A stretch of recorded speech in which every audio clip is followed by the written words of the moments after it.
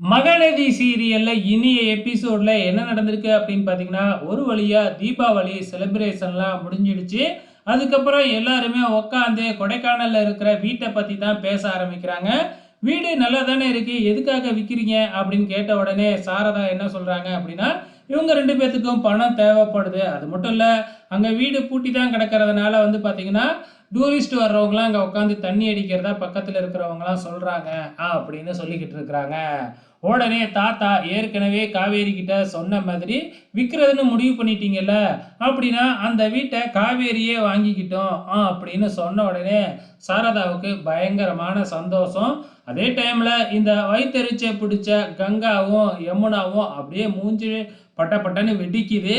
காவேரி அந்த வீட்டை வாங்க போறாளா அப்படின்னு சொல்லிட்டு இவளுக்கு கொடுக்க கூடாது அப்படின்னு அப்பவே டிசைட் பண்ணிடுறாங்க. ஏதோ ஏதோ சொல்லி பார்க்குறாங்க. ஆனா விஜய் அது எல்லாத்துக்கும் பதில் சொல்றாப்புல, நீங்க பணத்தெல்லாம் ஒன்றும் கம்மி பண்ணிலாம் நாங்கள் தரமாட்டோம். மார்க்கெட் ரேட்டு என்னவோ அதையே நாங்கள் கொடுத்துட்றோம். அதை பற்றிலாம் நீங்கள் கவலைப்பட வேணாம்.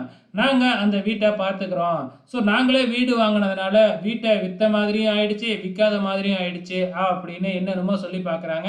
சாரதாவுக்கு இந்த ஐடியா ரொம்பவுமே பிடிச்சி போயிடுச்சு. இதுக்கப்புறம் சாரதா, யமுனா, கங்கா எல்லாம் அவங்க வீட்டுக்கு போயிடுறாங்க.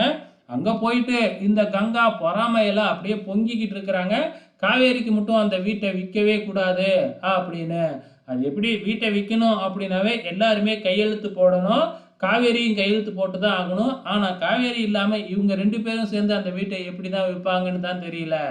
ஸோ இங்க வந்து பார்த்தீங்கன்னா, சாரதாவுக்கும் பாட்டிக்கும் நல்லாவே புரிஞ்சு போச்சு. காவேரி மேல இந்த 2ம் பயங்கரமான பொறாமையில இருக்கு. ஏன்னா, அவ இப்ப வசதியா இருக்கால்ல, அத பார்த்துட்டு இந்த 2ம் பொறாமப்படுது அப்படிங்கிறது மட்டும் நம்ம பாட்டிக்கு நல்லாவே புரிஞ்சிடுச்சு. ஸோ அப்கமிங்ல என்ன நடக்க போகுது அப்படிங்கிறத பொறுத்திருந்து பார்க்கலாம்.